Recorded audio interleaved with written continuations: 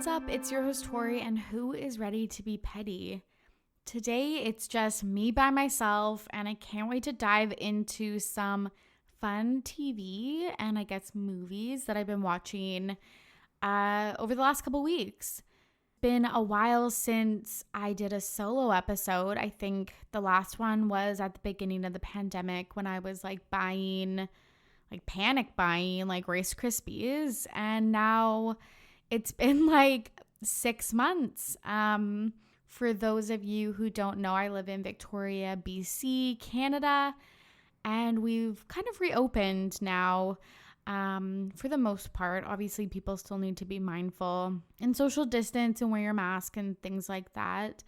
But I'm back at yoga. I'm still working from home. I'm seeing my small bubble of friends. And wherever you are tuning in from around the world, I hope that you and your friends and family are safe and happy and well. I've been watching so much good TV lately. So today we're going to talk about Selling Sunset. We're going to talk about The Kissing Booth 2, Bachelorette dramas, and then I've got a This Week in Petty story for you all. So let's get into it. Selling Sunset is a Netflix original reality TV show. If you liked Laguna Beach or The Hills, this is the TV show for you. My little sister Rowan, you all know Rowan, she's been on the podcast a few times, has tried to get me to watch this show for 2 years. I think the first episode or the first season came out in 2018 or 2019. And now there's 3 seasons. They're only 8 episodes each. And I think they were basically filmed back to back to back. So it just kind of seems like one very long season. And trust me, I have watched it that way. I think this is actually so embarrassing, but I'm pretty sure I watched 2 seasons in 2 days. So a total of 16 hours of TV over 2 days. And it is the perfect background TV show. I don't know if you like to do that, but whenever I'm cooking or in the bath, it's just a TV show to have on. It's perfect for that. But it's created by Adam DeVello, who, as I mentioned before, created, I think, Laguna and The Hills. Definitely The Hills and The City. So if you kind of like that style of show, you'll really like this one. It's one where it's everyone on the TV show is hot and successful and rich, and they live a beautiful lifestyle that we all gawk at.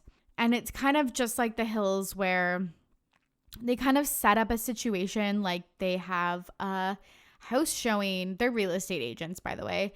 They have a house showing or someone's birthday party or a dress fitting for a wedding or something like that, and they go to that location and they do 30 seconds of kind of bullshit, how are you? And then they're anyways, so let's talk about the drama that's currently going on in the office.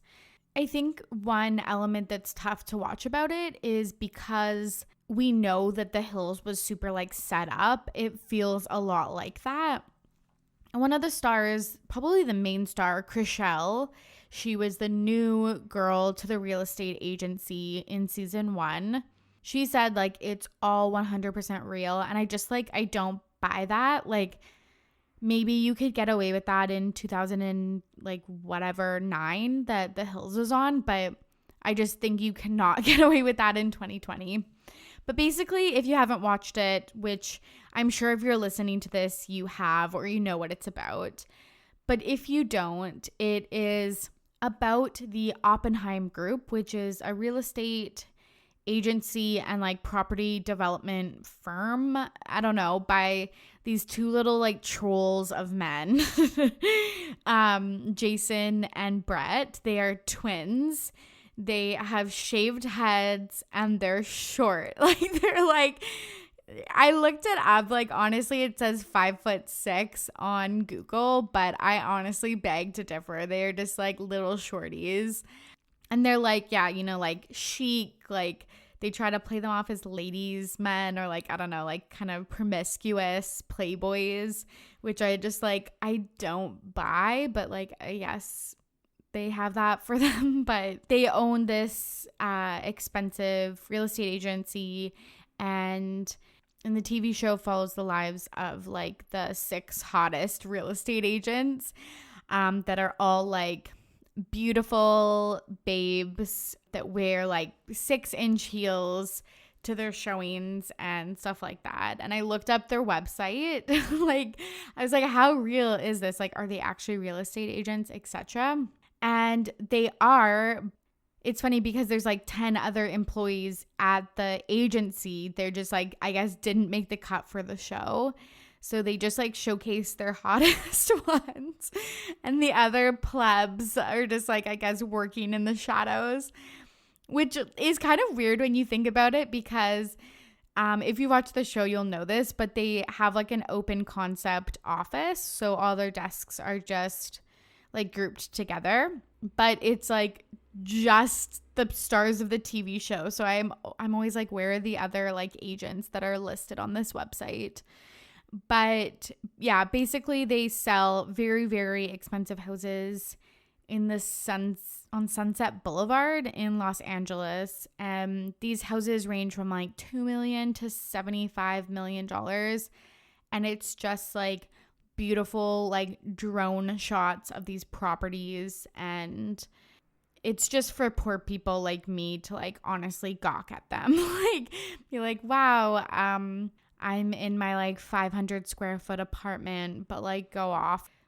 I will say that the actual houses like aren't like super my style. They're kind of, most of them, like 90% of them are like those ultra modern houses.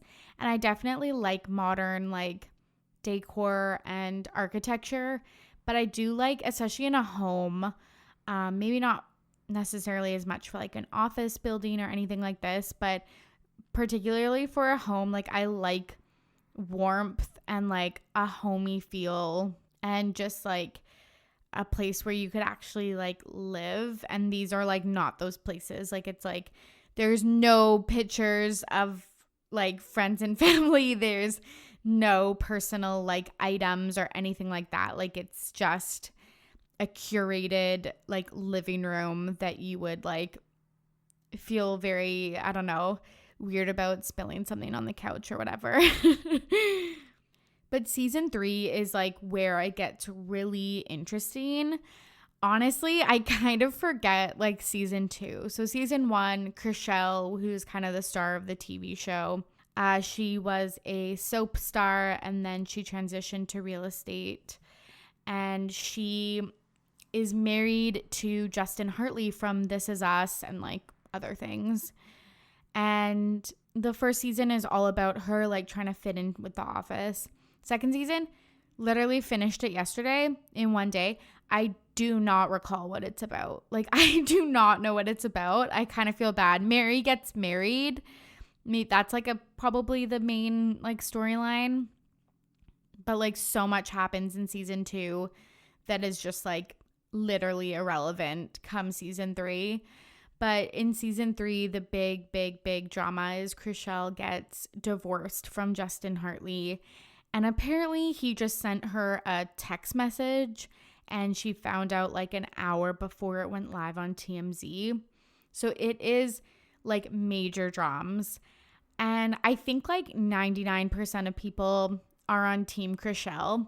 But it's so funny because I find that she's just one of those people that like, she's clearly in the right, but there's something that she does that's just like annoying or like a little bit fake or inauthentic that just like makes you like not want to root for her. Or like she just kind of seems like the martyr, like tries to be like holier than thou like type of person. So even though I'm like 100% on her side, Justin Hartley is like canceled in my books. Like, honestly, hashtag Justin is over party. Like, I will be the first one to RSVP.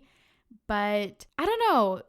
There's something about her that's not rootable. I feel like that is also something that Taylor Swift has, where it's like she's amazing, creative, smart, talented.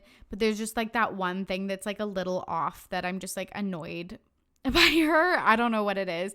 Maybe with Taylor, it's like kind of the corniness or the righteousness. I don't know, because I'm a very righteous person too. So I don't know what it is. Maybe it's something with Chrishell and Taylor and myself. Maybe I see myself in them. I don't know what it is, but there's just this one little thing that just makes me not want to root for her, even though she is like clearly the better person. In like honestly the whole group, the group of girls, Jason and Brett, the little trolls, and Justin Hartley, like hopefully he gets killed off in season like 9 of This Is Us or whatever. I stopped watching in like season 2. It was too sad. Like my life was sad enough already without it. I did not need that TV show.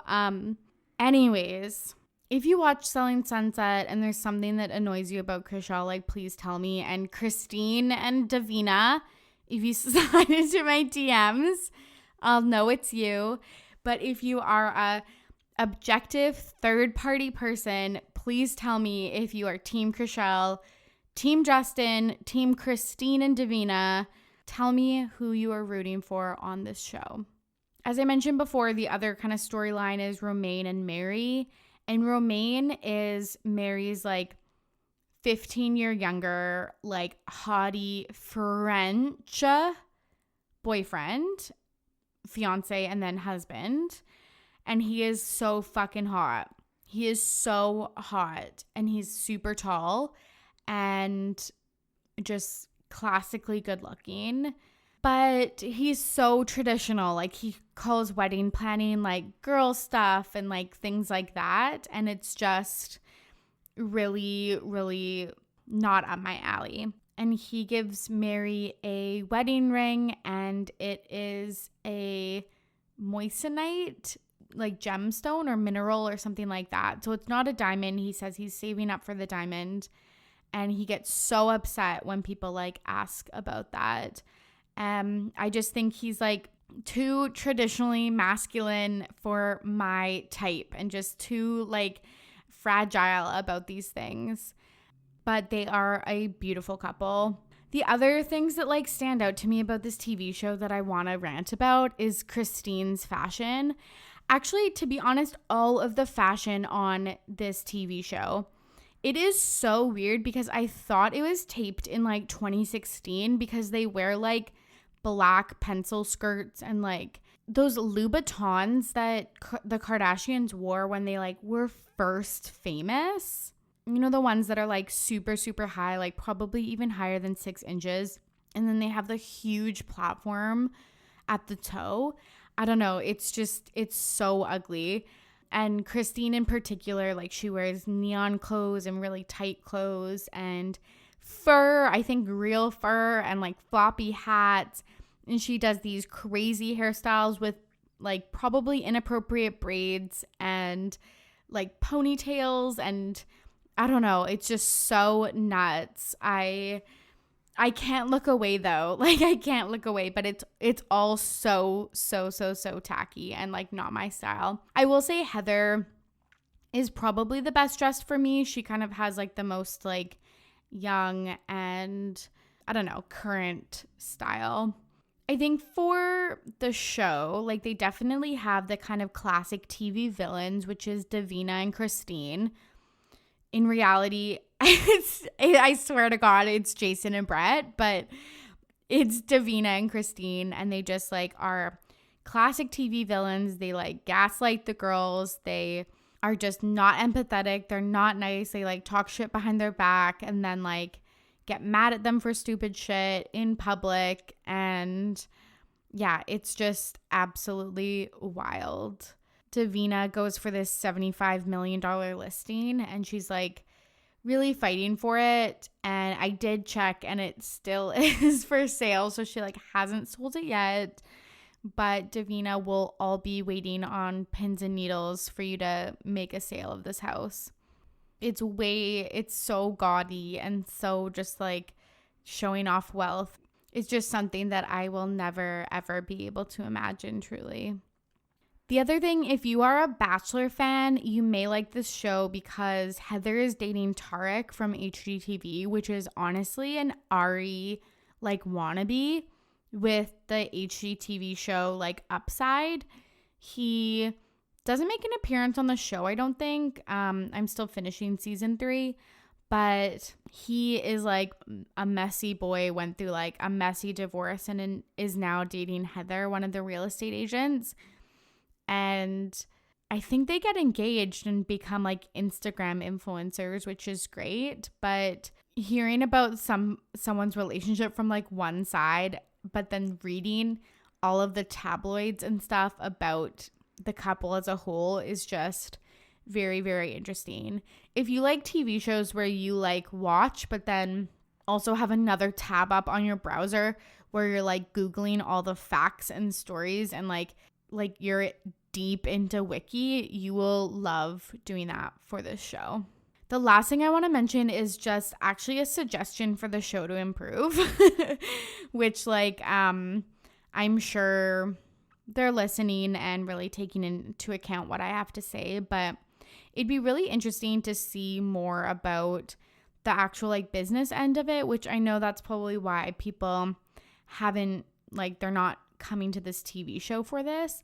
But it would be interesting to see what actually happens because they show the price of the house. So say it's like $10 million. Then they show you what the potential commission would be, which like ranges from like $80,000 to like $300,000, depending on, again, the price of the house and what it actually sells for. But they also have to do like tons of work and tons of open houses and advertising and promotional stuff. So it'd be really interesting to see like actually what they clear, because I looked up the net worths of the real estate agents and they're all around like $1 million to $5 million, which obviously is gobs of money, but it doesn't really line up with what the TV show like portrays. So it would be really interesting to see like after all the work and like what the timeline was and like what actually, I don't know, they make from selling houses that expensive. Anyways, I would highly recommend Selling Sunset. It's a very easy bingeable TV show. Next in the Netflix family, I wanted to talk about The Kissing Booth 2. It is so fucking bad. I hated the first one. Like I physically hated it. It was so bad, but there's something for me. So I swear to God, I will be chasing the high of like a 2005 teenage rom-com for the rest of my life. Like my favorite movies are like She's the Man, anything Mary-Kate and Ashley, like Passport to Paris, New York Minute, What a Girl Wants, Lizzie McGuire movie, like anything like that. I swear to God, I will be chasing the high until the day that I die. And these like 2020 high school rom-coms are just not cutting it for me. It was like not cute clothes, not cute scenes, no like, there was some like cute quotes and stuff like that, but like it just isn't good. It sticks like multiple movie tropes into one movie. If this is based on the book, like I don't know how, because it's basically just like fucking repeating Kissing Booth 1. I just feel like I have to watch these movies because I have to figure out if it's something that I like. And if you follow me on Twitter at RTBP Podcast, you'll know that every couple weeks I will live tweet a movie and give you my play-by-play of what's happening. Sometimes I finish it. Sometimes I just physically can't. But I have to give these movies a try just to see if it's gonna scratch that itch that I've been having since like fucking 2006, like John Tucker Must Die days. And I really hope that I find a movie that will live up to the hype. The main characters are played by Jacob Elordi and Joey King, who dated probably on the set of Kissing Booth 1 and then through like the off season. And then they broke up and then had to film Kissing Booth 2 and 3, which they did back to back. And they've actually been really, I think, kind to each other. Like, I think they've had questions in press being like, how is that working with like a very recent ex? And they both have been super, super respectful of each other. But one of the best parts about this movie, because I could care less about it, but Jacob Elordi, now I think known from Euphoria, is like actively hates this movie. It's very Robert Pattinson a la Twilight Saga, where he in like every interview is like, oh, I haven't watched the full movie. Like, did you like it? Like, I probably won't watch it. He famously was missing basically from the promo that they did for Kissing Booth 3, the big announcement. It was like Joey King, who plays Elle, and all of the supporting characters, and then doing this whole big announcement, and then he pops in at the end is like, hey, like, guys, what did I miss? And it's just so clear that he just wants to like distance himself from this movie. And honestly, good for you. You're like hot, you're successful, and you have good taste if you hate this movie.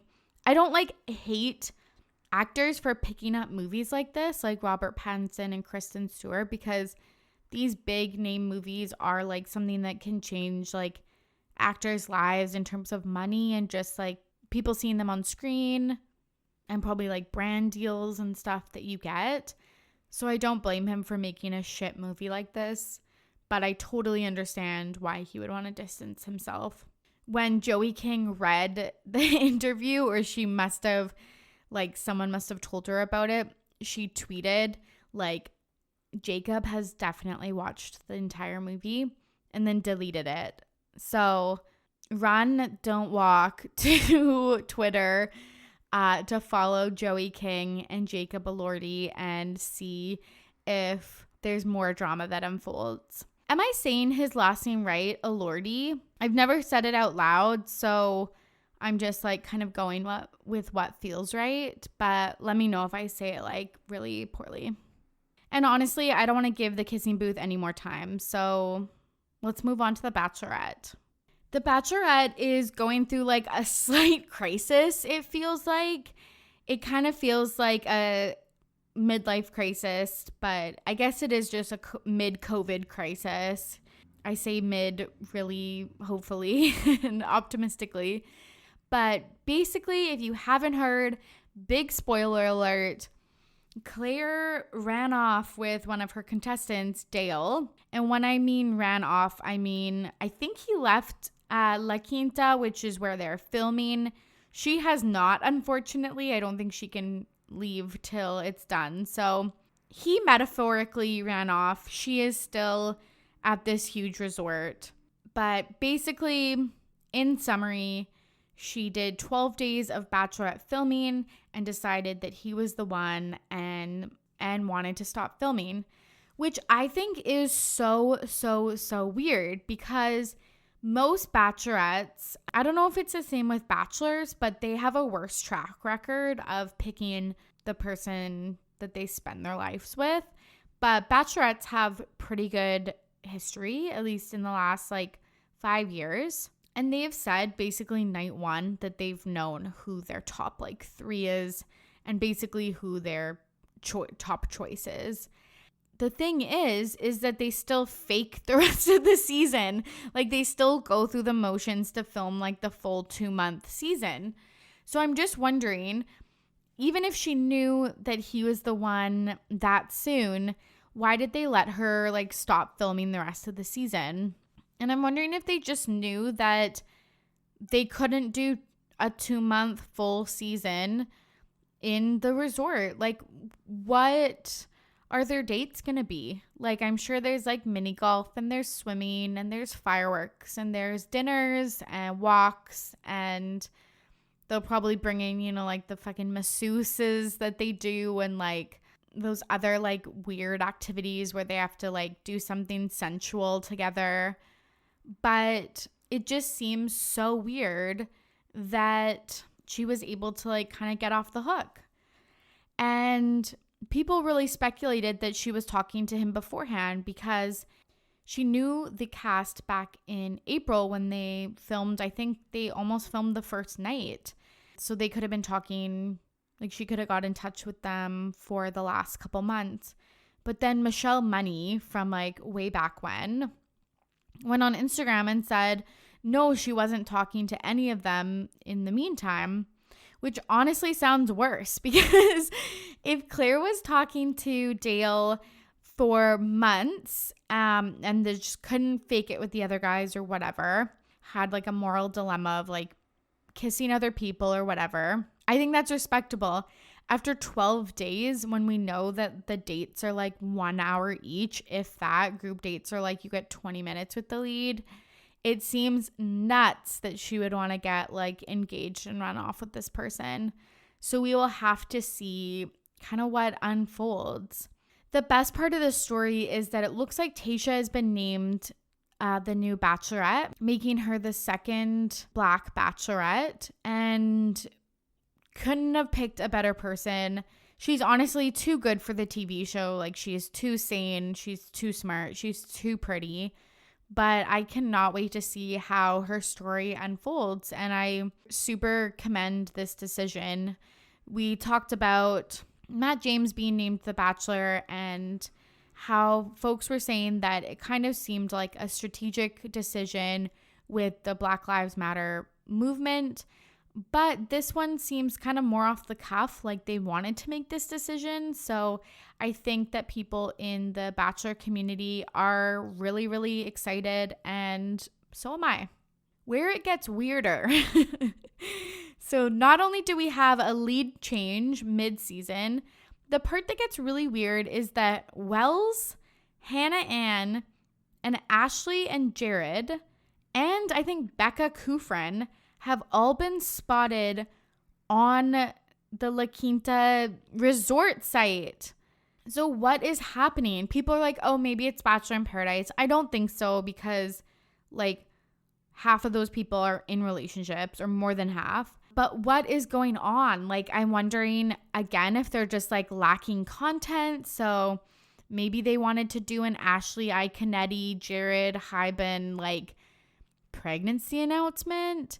Maybe Hannah Ann is there to give advice, and maybe Becca Kufrin's also there to give advice. I could see now, okay, I'm kind of having a moment live here on the podcast.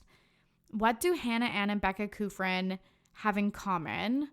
They were both second choices on their seasons. So I bet that they're going to the men and being like, it's okay to be a second choice. Meaning with Tayshia. I don't know if this is published online or I just had like the breakthrough of the century, but I think that might be it. I truly think that might be it. So they're probably giving advice, hyping up the contestants, and Wells, they probably just needed content of him like bartending and maybe having like a one-on-one heart-to-heart conversation with the lead. So I cannot wait for this season. Every season I say that I'm not going to watch, but I really like Clare. I really like Tayshia, and I think I have to tune in to see what happens. This is going to be just like the rest of 2020, an unprecedented season of The Bachelorette. Okay, let's quickly wrap up with This Week in Petty, as I have talked all of your ears off. I'm going to talk about a story that actually is like probably a little bit TMI, but I find it really funny and my family talks about it all the time. So I'm just going to let it all out tonight.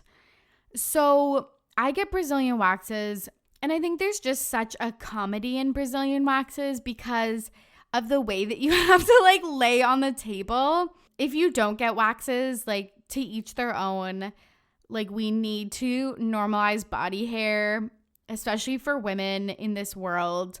We need to normalize razor bumps, skin imperfections, like all of that shit. Like, I have a little moral dilemma every time I get a wax, but there is a comedy piece of it, just the way that you have to lay. Like you have to kind of do like butterfly legs or like frog legs with your feet together and your knees out. And you have to like sometimes put your knees to your chest.